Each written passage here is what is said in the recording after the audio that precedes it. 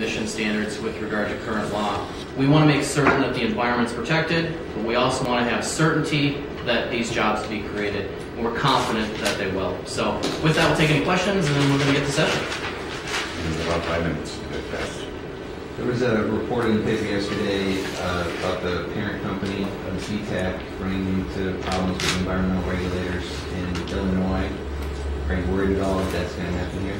No, because if you look at the actual article and the facts behind the case, they're actually cleaning up a problem that existed before they came in. So we're confident that the standards that are in place will protect not only the air and water quality, but this is obviously a new venture, so it's far different from that particular case, which was contamination. And when the company came in, they're actually cleaning it up, so I give them credit for doing so.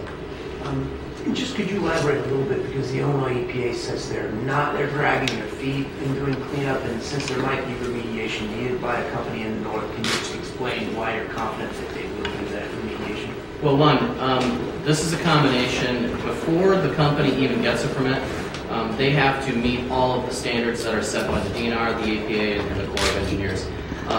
They will not get that permit to mine unless they meet those standards. We are confident that the standards and protections we placed in the bill and the standards that currently exist both on the state and federal level, that this company, if they can't meet those standards and they can't meet those requirements, they will not get a permit. Again, this bill does not authorize the mine to start, merely allows them a chance to compete and gives them a time certain to get an answer from those agencies. So we're confident that we have some of the toughest standards in the entire nation, in this state. And we're confident that we will be able to protect those. Let's remember, before they even start, they have to outlook and take a look at what this is going to look like, what the area is going to look like 250 years into the future. So, and they're on the hook for any contamination that occurs, no matter what happens. So we're confident that they'll be able to mitigate any difficulties, and two, that before this even starts, they're going to have a plan that is going to protect air and water quality and make certain that it's going to be protected for 250 years into the future. If mining does start, how soon will it start?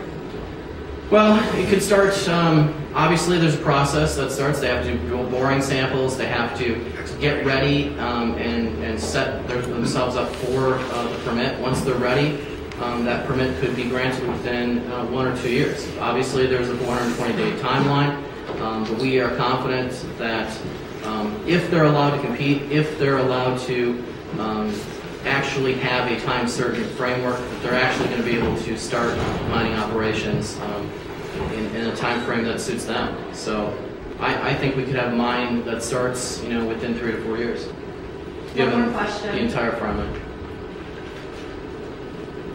Okay, thank you for coming.